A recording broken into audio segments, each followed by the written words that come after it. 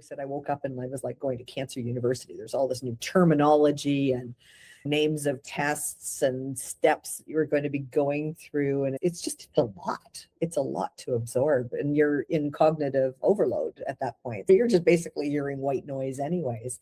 I didn't choose cancer. And I know there are folks who thinks that you can just put it behind you and move on, and it just doesn't happen. You live with this, whether your cancer is progressing or not, you live with this new identity for the rest of your life. The LLMs they're like the Swiss Army knife. They do everything, but they just don't have that same context that I think something like an Ask Ellyn does, that has those protective layers. Welcome to Get Obsessed. I'm Nat Kekal. This season, I'm in conversation with women who built methods, founders who built tools, women who turn lived experience, clinical gaps, and deep questions into new ways of caring for women. Today, I'm in conversation with Ellyn Winters Robinson, the founder of Ask Ellyn, an AI cancer companion she built from her own diagnosis and the years of language she had to invent to navigate it. Her work sits exactly where I find myself most often in my own practice, in the space between the clinical encounter and the rest of a woman's life. Let's get into the episode. Today, I'm in conversation with Ellyn Winters Robinson, the founder of Ask Ellyn, an AI cancer companion built from her own diagnosis and the questions, emotions, and experience that often exist outside the clinical appointment. Her work sits exactly where I find myself most often in my own practice, in the space between the clinical encounter and the rest of a woman's life. Hello and welcome to Get Obsessed. Today I have the pleasure and honor to be speaking with Ellyn Winters Robinson, a patient innovator, a co-founder of Ask Ellyn, and an author. I'm so excited to be speaking with her today. Hi, Ellyn. Hi, Natalie. Thank you so much for being here. Before we dive into everything that you've been up to in the past 4 years, which seems like such a little time for all that you've done, let's talk about what was happening before 4 years ago. Who were you were doing, and kind of what led you into this huge undertaking? Yeah, none of this journey that I've been on came with any kind of intentionality at all. So yeah, my life still, to be honest. I've been a marketer and a storyteller for decades, and I've run my own business for 17 plus years. And I've also, in that same on a parallel track to that, I have been an advisor to startups at the Waterloo Accelerator Center. So I've been working with founders as a coach, helping them develop their go-to-market and their marketing strategy, and teaching them how to tell stories. So it's just very interesting. I always say that I think that my decades of work as a communicator kind of put me in a position to be able to at least know how to deal with what the universe served me up. So yeah, it's crazy. And so 4 years ago, you were diagnosed with breast cancer. Yep. In this time frame, the dates are always burned into your brain. And so I heard by voicemail from my GP that there were nodes that looked suspicious. And that was on the 10th of March of 2022. And then I was just saying to you before we went live that yesterday, April 6th, was the day I was in to meet the surgeon for the first time and to have my biopsy. And yeah, so we're right in the zone here. And then, it was after that, everything moved into motion. I ended up having a double mastectomy, and I chose to stay flat, which is a whole other story. And then after surgery, they found that the cancer had gone into my lymph nodes and what they call micrometastases. So that put me into chemo. And then I had 15 rounds of radiation. So it was pretty much just shy of a year of going through treatments and having the healthcare system take over your life. But yeah. Yeah. Thanks for sharing that. I know it can be easy to get that kind of diagnosis. How did it feel when you received that phone call? Oh my God. I learned that I always thought I was just a type A personality. Apparently I have high functioning anxiety. And yeah, it was absolutely devastating. I had that 4 week period between hearing you had cancer and then there's just nothing. There's no supports there at all through to seeing a surgeon and getting that biopsy. And in that 4 weeks, I lost 10 pounds, like just shed it like crazy. I couldn't function. I had panic attacks. The office I'm sitting in, I can see myself sitting on the floor just trying to get a breath. And I would walk around with ice packs on my chest, trying to calm my parasympathetic system. All I could do, I just couldn't function. I curled up on the couch and literally watched all 6 seasons of Schitt's Creek. I always say if if I ever meet Dan Levy, I'm going to give him the biggest hug ever because the man literally saved my life. So yeah, it was awful. And I think those first early days of hearing a diagnosis before all the system stuff starts to kick in, yeah, it's hell. It's hell on wheels. I can't even explain it any other way. Did you have any support? Did you have family, friends that you could speak to about your diagnosis? I did a lot of, I unfortunately, fortunately, have a lot of friends who've been through breast cancer. And I did a lot of phone calls with them. Some of the information they shared was just too much too soon, but I just really wanted to understand. And I was getting all this really good wisdom from them. When it comes to family, when you're going through sort of a life-threatening, life-changing diagnosis, I always say your family's on this involuntarily on this trauma bus with you. And so they're reeling and all kinds of stuff starts to come up. I had young adult children at the time. They didn't know how to deal. Everybody's in denial. It's like, it's all your stages of grief and everybody's on their own pathway and not all of us, we're not progressing in order. So it was really rough on everybody in that time frame. So yeah, but the friends around me that at least just could give me a sense of what I was going to be looking at and going through, and even just how to understand the language of breast cancer. I always said I woke up and I was like going to cancer university. There's all this new terminology and names of tests and steps you're going to be going through. And it's a lot. It's a lot to absorb. And you're in cognitive overload at that point. You're just basically hearing white noise anyways. So those friends helped me to navigate and at least pointed me to resources that I could use. So Pocket Health for imaging, Dr. Susan Love's breast book, which is an excellent resource for anybody that is diagnosed. Those things helped me at least get my head around it. Yeah, it's a bittersweet story to say that you have so many friends that have gone through it that were able to provide you with the resources. And exactly like you said, when you're on that bus, everyone is riding the bus, but in different lanes, and you're all arriving at a different time. And so you can't support anyone because you're the main driver. Yes, you're 100% right. It was really interesting because this was a couple of years later, and my daughter had come home. She had been over in Europe and she was back living at home, saving up some money. And she's a very emotionally intelligent young woman. And she said to me, I want you to know I was really angry with you. And I said, oh, that's really interesting. I said, why were you angry with the lady that had been diagnosed with breast cancer? And she said, because you're mom. Oh, The other thing is, yeah, you can't support other people, but I don't know, it's like it's the maternal figure. Like when you're that rock, take charge kind of person in the family, even in a crisis, they're all freaking out and they're looking to you to be that support. And it was just a very interesting dynamic to have to go through because you want to reassure them and you want to tell them you're going to be okay and you're falling apart. wow, that touches upon such a big topic of being the matriarch of the family and having to hold it all together for the children when you're falling apart, essentially, when you're And my husband. yeah. Is that what inspired the book?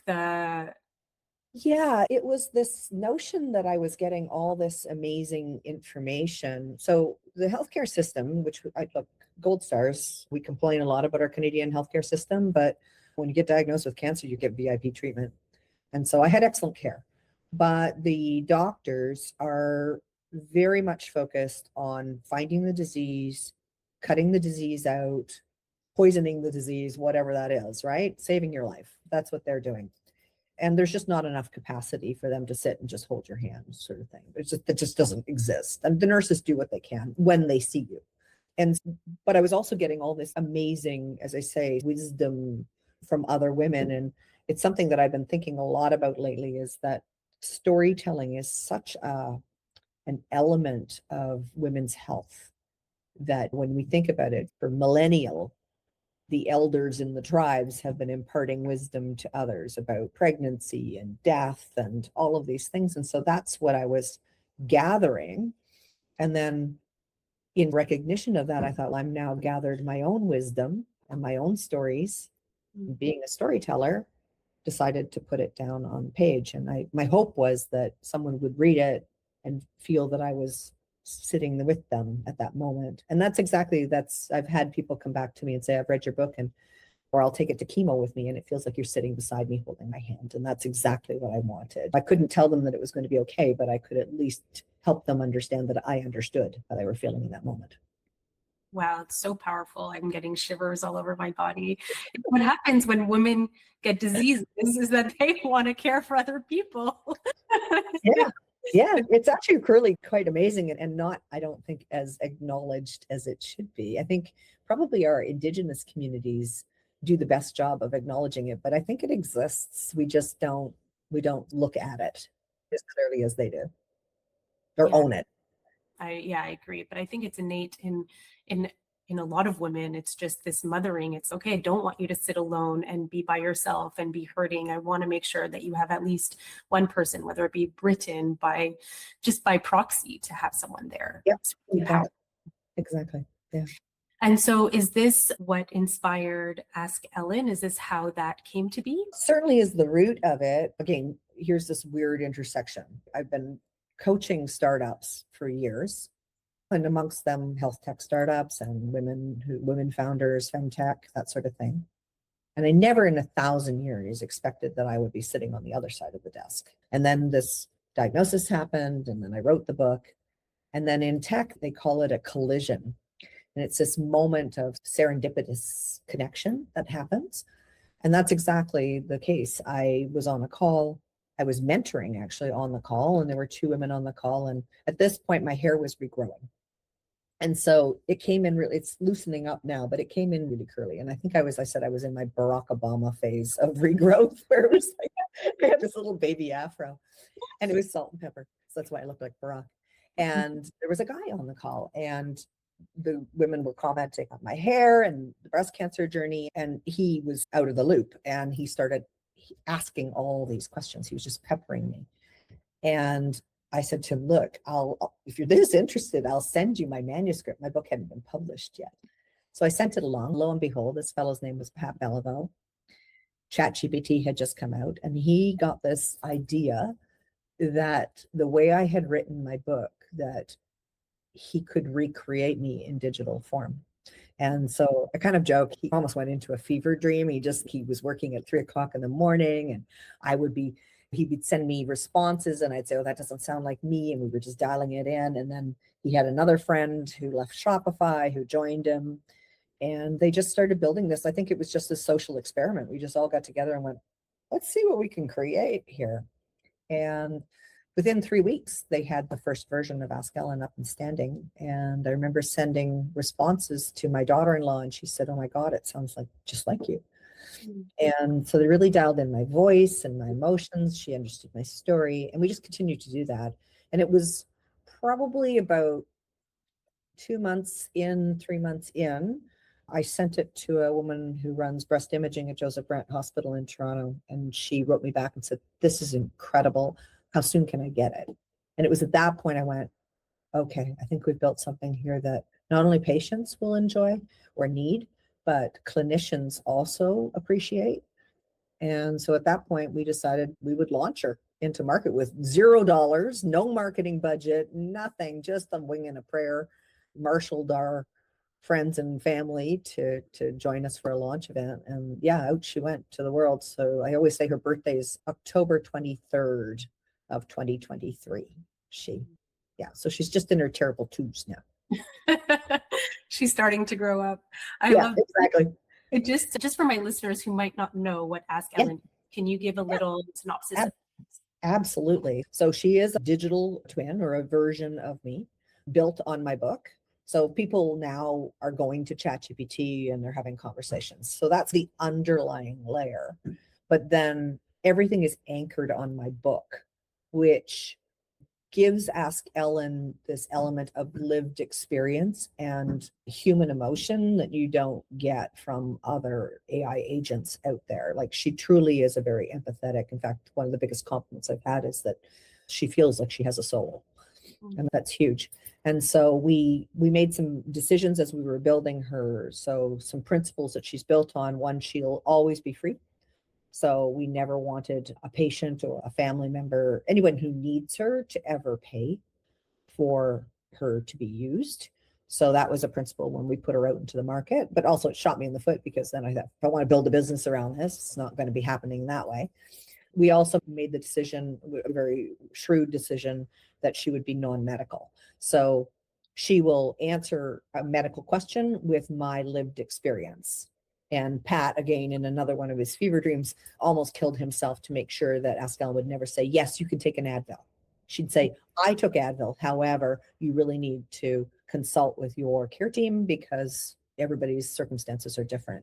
And so that's really held up. And it is, I think, the reason why clinicians, nurses, doctors appreciate her, that she's not trying to intrude onto their professional expertise, right? So she just complements. So that's so free, non-medical, and also that privacy by design. So we don't gather any data. We don't know who's using her. We don't know what quite well. We do gather the questions that people are asking. However, we use AI to anonymize those questions and to also even rephrase them. So we get the gist of what someone's saying, but not the exact words. And that also is really important, because we knew we were dealing with a very vulnerable population of people. And we wanted it to be this really safe place, a place of psychological safety where people could go and you could say the most horrible things to her. You could rage at her. You can express those innermost fears. And no one is judging you or is gathering that data and using it in some kind of either a commercial way or a malicious way. So it's a very safe place. And those are the principles that we've built on over time. And so she's been out in market, as I said, 2.5 years, and has been without any marketing, just brute force me telling people about it. But she's now been used in over 100 countries and spoken to in 50 plus languages, because she speaks every language. And so it's crazy. Like, I had a call from a woman, or an email from a woman who was like at the Royal Hobart Hospital in Tasmania. And she said, oh, I heard about this at an oncology conference in Australia, and we'd really like to point patients to it. And I was like, what is happening here? So, yeah. That's absolutely incredible. It's amazing. Yeah. It can be so worldwide spread, and it could come from such an empathetic, knowing place as well. Like, to have this as part of someone who has lived the experience and be a companion on your journey I think it's invaluable. Like, yeah, especially in cancer care, maybe it's true. That's my lived experience, but people who have had cancer, I call it Cancerland. When you enter into Cancerland, we actually call people who've not had cancer muggles, because there's this deep emotional connection that you instantly feel to people who've been through that. It's just, oh, I get you. And I think that's why we're drawn back into support groups and those kinds of places where there's just this complete understanding of the emotional experience. And that's true of, it doesn't really matter what cancer you have or where you live in the world, the emotional feelings that you have are very much the same. And so I think that's the commonality that comes into this, that's where we get each other. And it's even a struggle to find a therapist, quite honestly, who can really truly understand you if they've not gone through a cancer experience themselves. And so I think that's the power of what we've built here. And the other benefit is, again, going back to traditional mechanisms, go to a support group. Not every culture feels comfortable engaging in support groups. And when you're in a support group with real humans, like a Facebook group or something, number one, they're data mining you. So there's no safety there. And number two, there's collective trauma. And so Ask Ellyn always is supportive, and she doesn't trauma drama. Yeah. And so that is also very helpful. So you just want to always make sure that she's saying the right thing at the right moment. Yeah. I love that. Is because I think about when you first get diagnosed and you enter in the healthcare system world, like how much do you feel the support and the resources almost helped you, just as, of course, they are diagnosing, treating, putting poison in your body, Yep. making sure that you Yep. survive. But it's pretty cold, like you said. And so Clinical. Yeah. it's very Yep. critical. And so how much of the support, the warmth, the resources also helped to heal and to help you get back on your track? Yeah, again, so when you're first diagnosed, and there's usually a gap between that and entering, while they're diagnosing you, you're waiting to get treatment. And so there's nothing really then at all. And then when you're in treatment, you're well supported when you have appointments and things like that. Some larger healthcare systems will have folks like nurse navigators. Some have some psychosocial support like therapists, but limited resources, not available at 2 a.m. when your heart and mind are racing, not able to speak every language. So there's the system's just constrained in that way. And I've been out to a few medical conferences, and really the only answer that the medical system has right now for any kind of psychosocial or emotional support is go find a cancer peer who will accompany you to appointments or be there to be your phone a friend or go to a support group or whatever. And again, that's not scalable. And it's also asking an awful lot of people who are in survivorship to now go back and visit people in hospital or go to appointments or whatever. And people will willingly do it, but they may not even be a particularly relatable resource, because people that generally have that time on their hands are probably older individuals. It's a gap. It's a big gap that we see. And then the other thing I found is, again, I don't know, 269 days or whatever it was that I was in treatment. And I remember finishing radiation and banging the gong and going out to the car and just falling apart. Just, it was like this wave came over me. It was like, oh my God, I can't believe what I just went through. Because when you're in it, you just put your head down, you just do it. And so here we are, I'm 4 years out. I'm still dealing. I feel like I'm trapped in flight mode. I'm dealing with trauma. I actually have an appointment this afternoon with a trauma counselor because I need help and there's nowhere to go. I called my oncologist team and I said, look, I'm dealing with emotional fallout here. And they said, go to ER. And I'm like, I'm not going to ER. I'm not in crisis. I'm not going to waste resources. It's just, there's no prescription for counseling. And so it's a big gap. And I think you said it before. It's like, even when you call friends, some of them will give you information that you're not ready to handle. And how do you tell your friend, oh, what you're saying is wonderful, but I'm just not there You're yet? scaring the hell out of me. Or it's a friend that wants to support you, but says all the wrong things. I hate the phrase, you got this, because I'm like, I don't know if I've got this. Or, oh, you've had the good, everybody that's gone into cancer has got the list of things that people shouldn't be saying. I actually tell the story in my book. I had taken the dog out for a walk. I was in chemo. I had a scarf on my head, but I did really well in my treatments and continued to exercise. And it was summer and I was tanned and I didn't look particularly sick. And a couple of neighbors stopped and asked how I was doing. And then another neighbor wandered over and he didn't know what was going on. He said, so what's going on? And I said, oh, I've got breast cancer. And he looked at me and he said, are you going to make it? Oh my God. I'm like, but and it's like people feel compelled. They're like, oh yeah, my aunt died of it. Like they just love to pull out these, yeah, it was just, or you're going to be fine. I don't know if I'm going to be fine. I still don't know if I'm going to be fine. So it's just, yeah, it's really hard. And that's actually one of the beautiful things about Ask Ellyn is she's not just there for that patient to confide in, but she's actually there as a coach. So you could go as a friend and you could say, okay, my friend was just diagnosed. What do I say to her? How can I make this better for her? And Ask Ellyn will give you a response based on how I would want you to do that, which would probably be, she'd probably say, if I was to guess, she'd say, you don't need to say anything. Just go sit with this person, make them a cup of tea, let them take the lead. Yeah, I love that. I think that's so beautiful as a resource for other people as well, to be competitive on this journey. Yeah.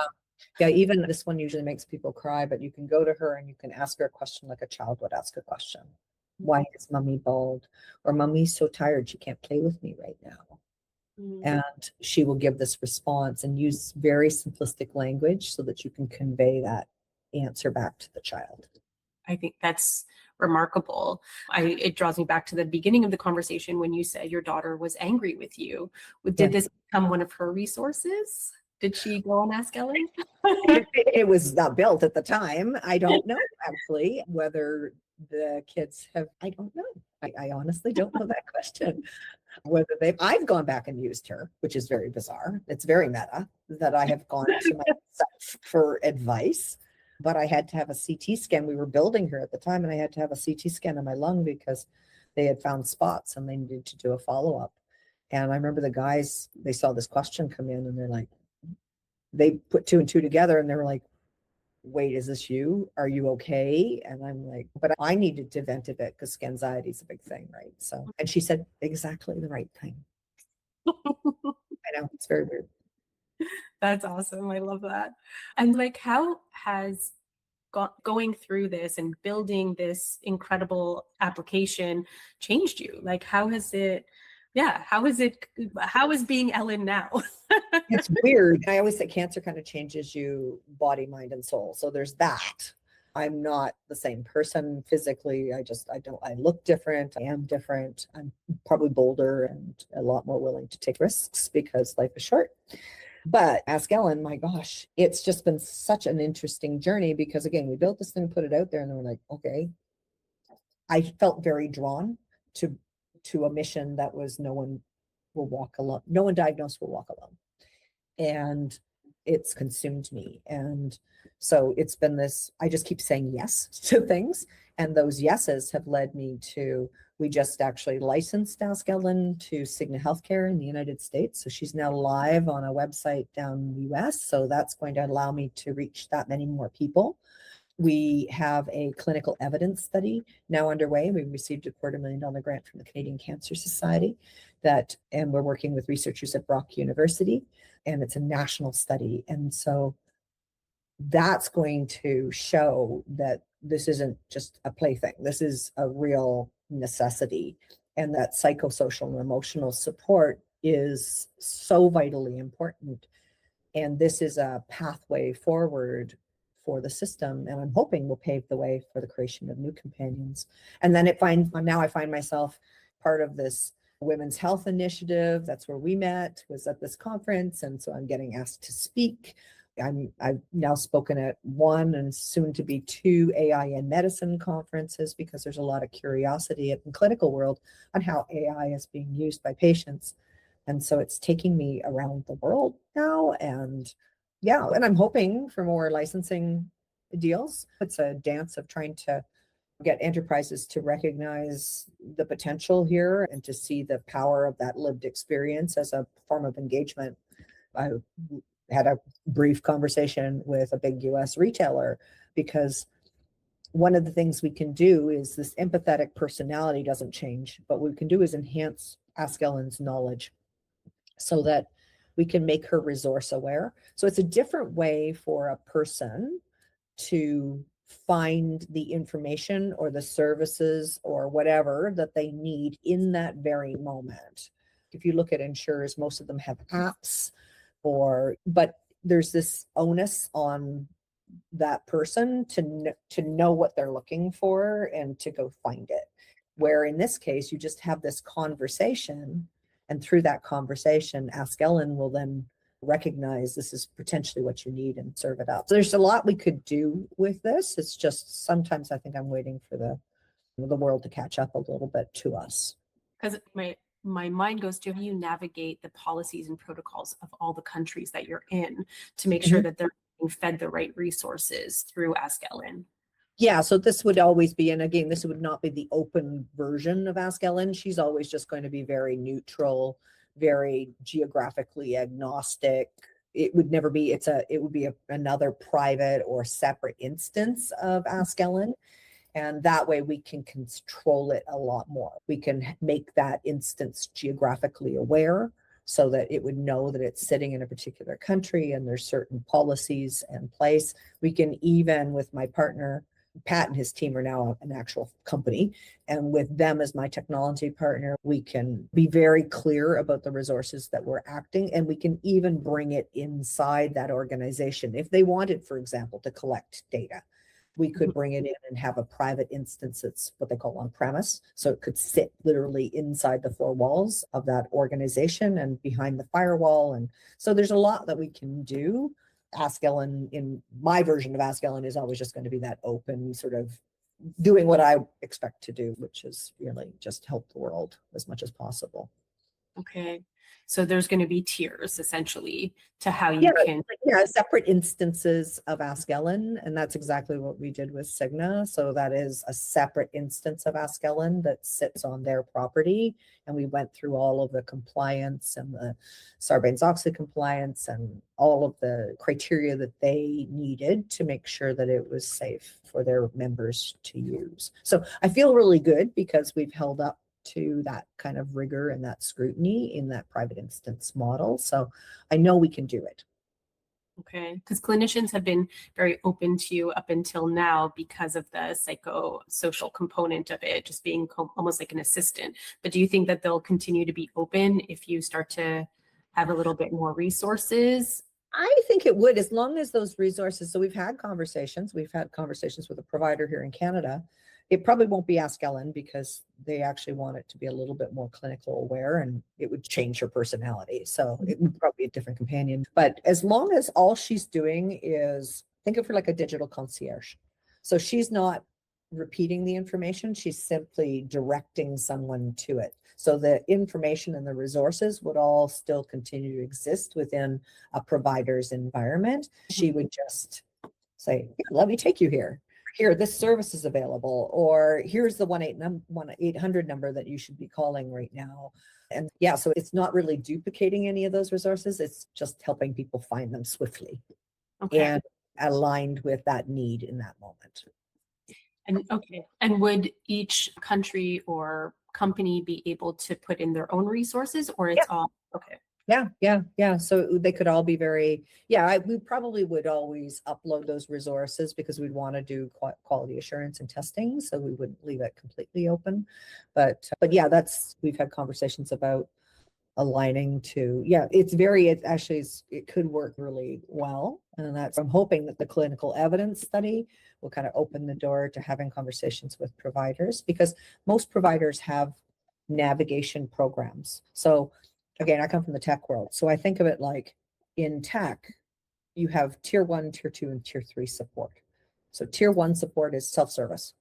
It's questions that you don't need to talk to a human for. So these would be the non-medical questions, like how fast is my hair going to grow back? Or how do I talk to my husband or my kids, or all those things that are really important, but they're not medical.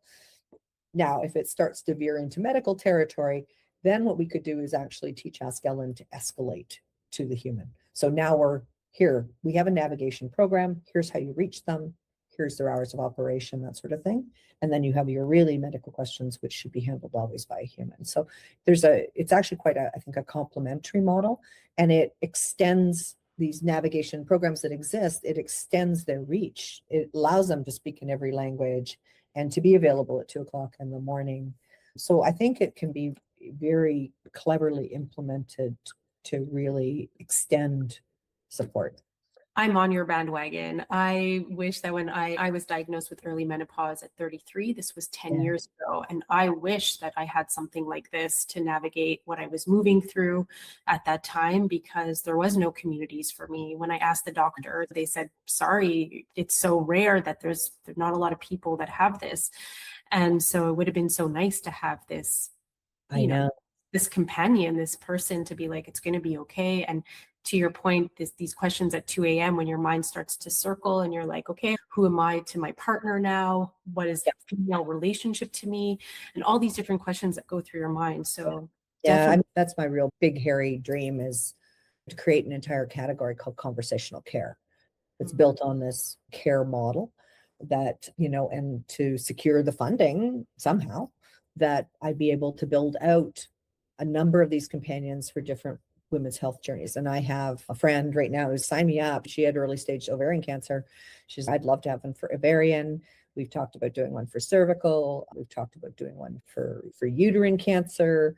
I've had people come to me about doing one for menopause, perimenopause. So there's No shortage. And it is happening. There's other change makers who've been inspired by Ask Ellyn. There's a young lady, she's not even graduated high school yet, who's actually created Ask Eve, which is for early stage like for menarche, early menstruals, like young women going through menstruation for the first time.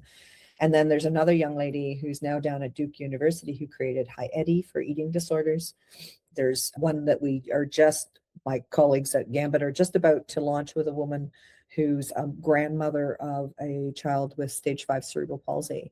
And they've created Ask Ellyn in tribute to that little girl. And it's really to help families who have a child who's received a diagnosis of cerebral palsy navigate the world. So I love that. I think it's starting to happen. I actually want to kind of force it a little bit through some funding if I can, because it's a lot. It's a lot to try and bring Ask Ellyn to market with $0. Like there's been moments when my husband's, what are you doing? We're taking money out of our retirement, all these things. And if I can do that on behalf of some other change makers and bring this to the world, then I'd love to do it. I think that's so beautiful, and the recognition of sacrificing and just to help and make sure that people have the care. And I also want to underline that it's no mistake that all these ask is by a woman. I'm hearing a lot of the women's names that are coming. I think you're actually right. Fun fact, Gambit, it's interesting because actually, if I think about it, they do have a couple of guy ones, companions, but they just introduced one. It's like nothing to do with healthcare, but it's a digital concierge for the town of Vail, Colorado. And she's a girl too, Chloe. And they've done one, Ask Ashley, which is for state of North Carolina, which is dementia care. So family members who are navigating an individual with a dementia diagnosis. And then they built one for a race car driver, a NASCAR driver. So you can interact with, and she's also a woman, and you can interact with her while she's driving the track. It's pretty cool. Oh, that's really cool. Yeah. I put my bid in for miscarriage one, like miscarriage. I've had everybody, like stroke, organ transplant, MS, anywhere where you're drawn to a community that, again, like those, it really is this storytelling piece that I don't know why I didn't see it so obviously, because I am a storyteller. I always have been. But it's that bottling up that story ability and making it real easy for people to access. It's everything. Could be fertility, you name it. There's countless use cases. I'd probably do the cancers first, just because I could see them going to a cancer center with a portfolio of these companions. Imagine I'd have to probably do a male one because male decision makers, right? So, and prostate is a very prominent cancer. Hey, my passion's women's health, but I would be happy to create these for any diagnosis. Mm-hmm. Yeah, beautiful. I think it makes sense that you want to stay in your cancer lane. This is what you know. This is what you've lived. This is what you could help people because you've had that experience. Have you had any backlash? Has anyone? No, quite the opposite, actually. I'm sure there's people that are just anti-AI, and that's fine. I can't convince everybody that are fearful of it and ask the same questions you do. But quite the opposite. I've actually have pages of people and testimonials from people who've reached out, who've used it, clinicians who've experienced it.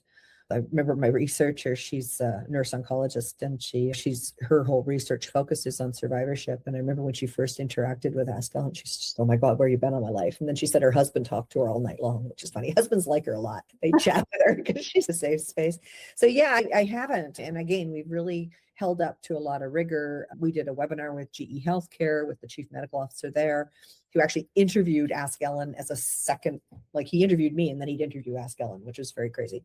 So we had to go through their rigor. We've had to go through the rigor with Cigna Healthcare. We've got the clinical evidence studies. So yeah, actually people are really, and again, I think the fact that she's non-medical, as long as that is very clearly stated, then everybody's guard goes down quite a bit. In fact, when I go to these AI medicine conferences, they're like, oh my gosh, you are helping patients be better patients. And it's in a really safe place. You're not asking them to upload medical records or any of that kind of stuff that I think is very scary. So I remember the panel that I was watching where you were on it. Yeah. You were talking about AI, and there was some people on the panel that were not against it, but they had their own opinions about it, but mostly for medical diagnostic, like research, stuff like Yeah, that. that's where I think things get really scary. And I think that with AI, the horse got out of the barn a little fast. So the fact that ChatGPT and Claude are very accessible to people, and now they've all have these health versions, right? So ChatGPT Health, and this sort of, I think it's a little naive of these tech companies to say, okay, patients, now upload your patient data. They're, I don't want to say preying on, but they're preying on, because when when you're desperate for answers, you'll do whatever you need to do. But then the question becomes, who owns that data? And where's that data going? And those are some very legitimate concerns from the patient community that maybe people, again, who are vulnerable aren't really thinking through. And honestly, if an open AI were to profit from patient data that's being uploaded, why are patients not part of that as well, right? They're not financially benefiting from storing their patient data. So I think there's some very legitimate concerns there. And where I'd like to see things go is much more into like a tech stack type layer, where there'll be these guardrails that will sit on top. Think of the open AIs as being the database layer, and then there'll be application layers on top of that do provide the appropriate guardrails and safeguards and clinical oversight and all of those sorts of things. But yeah, the guardrails we've put in place. The other one that I think is really cool is that she's always dignified. So that's why you can rage at her and she'll always be like really kind back, because that's who I would be. Actually, she's probably better than me, because I at some point might get mad. But yeah, so that's where I think things are moving so quickly. And I am 100% with the folks who are concerned about that use of the tools.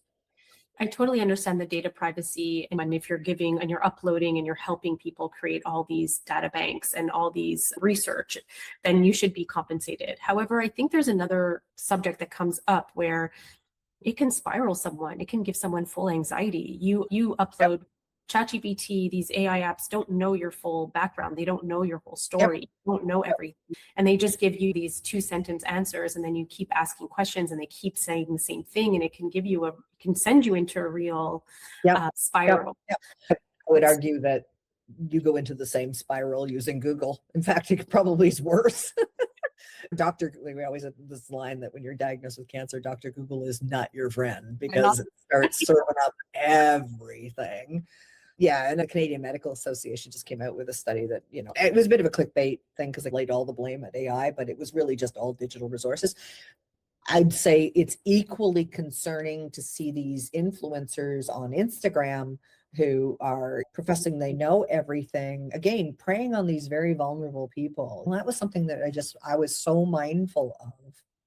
And I never wanted to do anyone any harm. We actually, again, in the open version of Ask Ellyn, again, we don't know who's using it or where their geography is. So if you asked a question that was expressed suicidal intent or even medical assisted death, she just won't go there. We have a hard rule that she just doesn't engage. She just says, based on my rules, I can't continue this conversation. And so that's our way of protecting ourselves at this point and making sure that people don't go down those kinds of rabbit holes. But again, if we knew where someone was located in a private instance, we could refer to a suicide helpline or whatever. But it's the LLMs they're like the Swiss Army knife. They do everything and some things well, but they just don't have that same context that I think something like an Ask Ellyn does, that has those protective layers.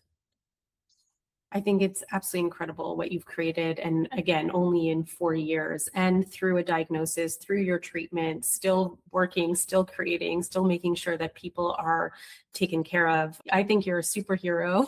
Oh my gosh. I said, when people say nice things, I said, I need to record them and play them in my husband's ear at night, because I think he thinks I'm a lunatic, but that's okay.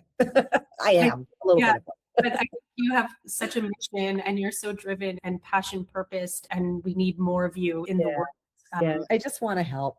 That's the thing. And I always tell this story because it's like the cherry it's a sad cherry on the top. Anyways, but again, I don't know who uses Ask Ellyn, but we do have a feedback mechanism. I had this one woman who reached out, this is probably 1.5, 2 years ago now. It was not long after, it was about a year after we launched her. And she said, I want to thank you for what you guys felt. She said, I was in the bathroom and I had a mastectomy and I was getting ready to take a shower. And she said, I was going to take my bandages off and see my scars for the first time. And I remember how that felt, right? And so she said, I realized we had a lot in common. I used your AI. She said, I knew you were a teacup. I'm like, oh, yeah, that's right. She said, I knew you were athletic. And that really helped because I'm that way too. So she was finding this ability to relate to my persona. And she said, you got me through that. And I just thought, that's not something that a doctor's going to do or a nurse is going to do. It's not even something a family member is always there for. I didn't have any family present when I took my shower for the first time. And I have scars that go from here to here. And so it's very different to see your body like that. And yeah, so that story keeps me going because I can see with that exactly the help that I'm giving. So that's powerful. yeah. Yeah, that's really powerful. Yeah. I have told that story many times and I get emotional every time I tell it. Yeah. Reliving your experience over and over again through other people, is that something that you had considered? Probably not. It's a knife edge that you dance along. I didn't choose cancer. And I know there are folks who thinks that you can just put it behind you and move on, and it just doesn't happen. You live with this, whether your cancer is progressing or not, you live with this new identity for the rest of your life. And the positive side of the knife edge is that I know I'm helping people. And that feels really good. That feels like really like it's important work.